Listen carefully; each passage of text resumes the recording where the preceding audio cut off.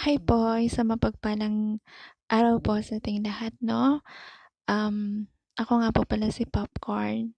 Pasensya na po kayo kung sa video po ako gumawa ng testimony ko kasi 'pag ganito pong oras, mga mahal kong kapatid, ay kasagsagan po talaga ng trabaho ko at meron po akong amo. So, alam ko po na hindi po ako magkakaroon ng chance na makapagsalita kung papaano po kumilos ang ating mahal na Panginoon sa aking buhay, 'no? Ayan, tunay na napakabuti ng ating mahal na Panginoon sa aking buhay, sa kung paano ba kumilos ang Diyos sa akin. Isang buhay na patotoo talaga na um, ako po talaga ay nahubog, ako po talaga ay nakakilala sa ating mahal na Panginoon dito sa online platform ng Imo. Yes po. Yes po, totoo po 'yan. Dito po ako dito po ako nakakilala sa ating mahal na Panginoon at maraming salamat po sa online ministry na ito. Napakahalaga po ng online ministry sa akin, sa atin. Alam ko na hindi lang po ako, 'no. Karamihan po sa atin dito ay OFW na hindi po talaga nakaka-attend ng physical church. Although inaamin ko na wala ho akong physical church. Kasi talaga po sa Imo po talaga ako nakakilala sa Panginoon. So, maraming salamat alam nyo, um, napadpad ako sa tambayan, 'no, kung saan ang nagsishare si Pastor Edward. Yes, and then sa kaka-stroll ko, napadpad ako ng tambayan. Nag-ano na ako, dinala ako ni Lord do'n, will ni Lord, kasi kahit nasaan ka, ano man ang ginagawa mo, pagkalooban ni Lord, 'pag tinawag ka ni Lord, pupunta't pupunta ka. Mapaparoon ka kung saan ka tinawag ni Lord. Amen po, 'di ba? So, nagse-share si Pastor. Hindi na ako nakaalis do'n hanggang sa araw-araw na akong pabalik-balik ng tambayan. Sabi ko, ang sarap makinig dito. Ang sarap hanggang sa nag-desire yung puso ko na gusto ko ring maging kagaya nila. Gusto ko ring um, matuto. Gusto kong malaman yung paano ba yung pagbabasa ng Biblia, paano ba yung ganyan na ginagawa nila. Talagang dinesire talaga ng puso ko. Sabi ko, gusto ko makilala yung Diyos kasi alam ko na may Diyos, alam ko sa puso ko na may Diyos. Pero hindi ko kilala sino ba ang Diyos ko. At glory to God talaga. Maraming salamat na nagpakilala sa akin yung Panginoon sa pamamagitan ng online ministry, 'no? Nakilala ko ang ating mahal na Panginoon.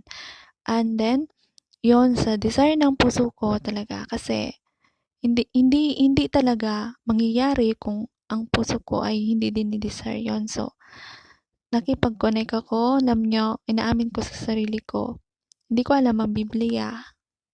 Oo. Never akong nagbukas ng Biblia dati. At the age of 32, 32 ba? Oo, 32. Diyan ko nakakilala sa Panginoon. Oo, hindi ho ako. Kasi hindi pa huli, 'no? Kahit wala naman sa edad ang pagkakakilala sa Panginoon. At 'yun, maraming salamat sa mga elders natin na nandiyan na nag-guide talaga, na nagturo talaga. Hindi ka talaga pababayaan, 'no? Tinuruan ako kung paano ako magbasa ng Biblia. Hindi ko alam kung paano ko basahin 'to, ayan. Di ko talaga alam, wala talaga akong alam. Wala nga po talaga akong alam na kahit na isang kanta, no, no, no. Alam ko meron yung naririnig ko sa 'pag may binuburol na nagre-real talk lang po ako, nagpapakatotoo lang po ako sa sarili ko, 'no, na 'pag may patay yung tanging alay ko, ganyan na mga kanta lang yung alam ko, 'no. naririnig ko pero hindi ko pa talaga alam siya kantahin, pero familiar na song sa akin. Wala akong alam na kahit na isang worship song nakakahiya sa Panginoon, 'no? Yang-hiya ako sa Panginoon, sabi ko pero pasalamat ko talaga kasi ngayon ito ako umaawit sa Panginoon, nagpapagamit sa Panginoon. Nagsimula talaga ako sa wala. Wala akong kahit hindi ko alam kumanta ng worship song, mga praising song para sa Panginoon. Anong mga alam ko makamundo. At isang pinasasalamatan ko talaga is kumilos talaga yung Panginoon sa aking buhay. Nung wala pa ako dito sa ministry, sa online ministry, pagka may konting pagsubok, konting problema, maliit na problema, paano ko ngayon, nasasabi ko na siyang maliit. Dati kasi, parang feeling ko kasi, pag andyan na yung problema pagdating sa pamilya, wala na, nalulugmok na ako, umiiyak na ako, nanghihina na ako, nababalisa ako, hindi ko alam kung paano. Siyempre, kasi kumikilos ako sa sarili kong pamamaraan, sarili kong kalutasan, no? Kaya ang hirap, talaga ang hirap, hirap, tipong parang pasan ko yung mundo.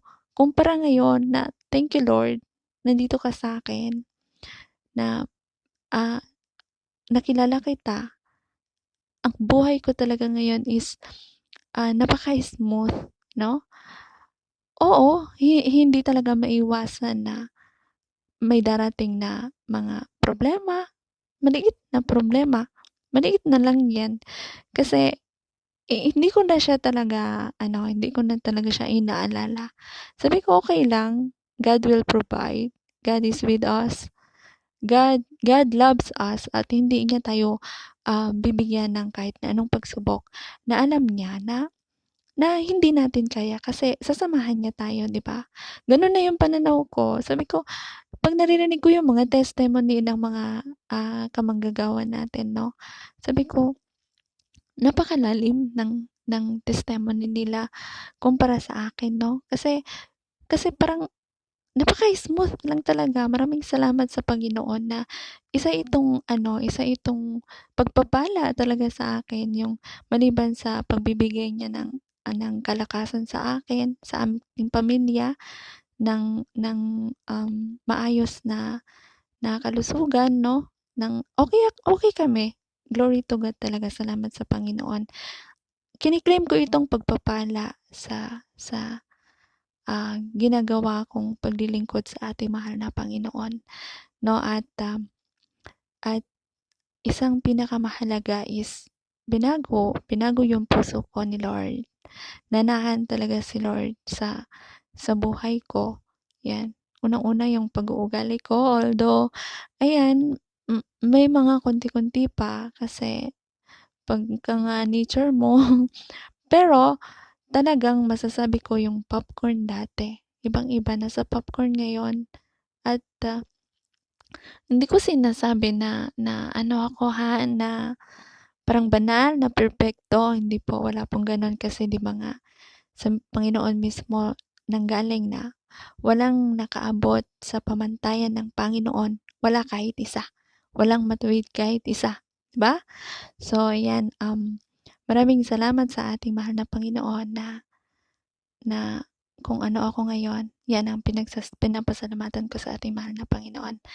At maraming salamat sa online ministry, Jesus Christ is Lord Christian Ministry, sa pamilyang ito, yan, sa lahat ng bumubuo.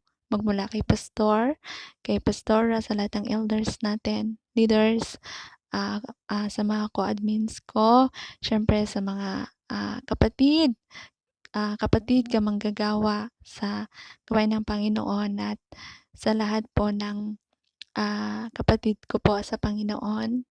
Hello, magpatuloy lamang po tayo, magpagamit po tayo ng ating mga buhay sa ating mahal na Panginoon, at mahal na mahal ko po kayong lahat.